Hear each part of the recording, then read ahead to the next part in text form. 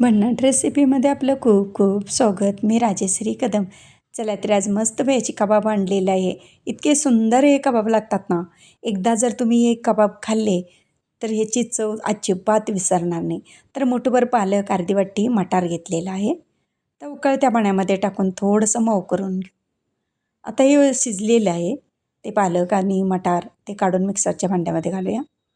2-3 तुकडा आल्याचे, 4 लसूण पाकळ्या आणि 2 मिरच्या, थोडीशी कोथिंबीर घालूया. आता मिक्सरमधून पेस्ट तयार करून घेऊ. पेस्ट तयार झालेली आपण एका भांड्यामध्ये काढून घेऊ. 10 ते 15 मिनटामध्ये व्हेज कबाब तयार होतो. फार वेळ लागत नाही. चवीला इतकी सुंदर रेसिपी पटकन होते. आता जिरा पावडर, थोडंसं पनीर घालूया त्याच्यामध्ये. एक 2-3 चमचे होईल इतकं पनीर घेतलेलं आहे. एक बटाटा घेतलेला आहे. काश्मीरी लाल तिखट अर्धा चमचा, ब्रेड क्रम्स घालायचं आहे.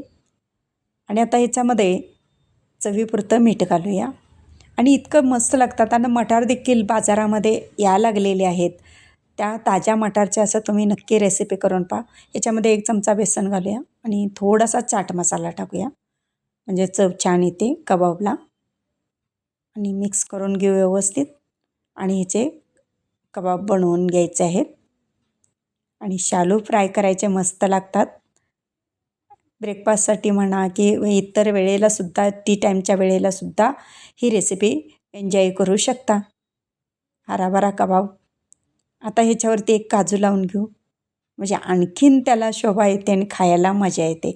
प्रथम आपण काय करतो, डोळ्यांनी खातो आणि मगच त्याची चव पाहतो, हो की नाही? मग दिसायला तितकाच आकर्षक दिसला पाहिजे तो पदार्थ. आता दुसरा देखील असाच तुम्हाला बनवून दाखवते. त्यालासुद्धा काजू लावूया. अशाच पद्धतीनं सगळे बनवून घेऊ. आता मी 4 कबाबसाठी इतकं साहित्य घेतलं होतं, तुम्ही पाहिलंच असेल. तर 2 चमचे तेल घालूया, मोठे 2 चमचे तव्यावरती. आणि आता हे कबाब असे ठेवून घेऊ आणि मस्त दोन्ही बाजूनी शालो फ्राय करून घ्यायचे आहेत. जर तुम्हाला तेल कमी आवडत असेल तर त्याच्यामध्ये तेल देखील कमी वापरू शकता. आणि पनीर तुम्हाला जास्त त्याच्यामध्ये आवडत असेल तर पनीरचा जादा यूज करू शकता. आता याला पलटी करून घेऊ आणि मस्त दोन्ही बाजूनी खरपूस भाजून घ्यायचं आहे. 10 ते 15 मिनटामध्ये ही रेसिपी बनवून तयार होते. फार वेळ लागत नाही बनवायला देखील. आणि घरी साहित्य असतंच आपल्या फ्रीजमध्ये. पालक म्हणा, मटार काय आता बाजारामध्ये येतात, नसेल तर फ्रोजन मटार तुम्ही घेऊन तुम्ही यूज करू शकता. आता हे पुन्हा एकदा याला पलटी करून घ्यायचं आहे. मस्त कलर आलेले आहे पालकामुळे, ते सुंदर असा कलर आलेला आहे आणि खरपूस भाजलेले पहा. असंच खालची बाजू देखील खरपूस भाजून घ्यायची आहे. आणि आता हा भाजलेला काढून घेऊ.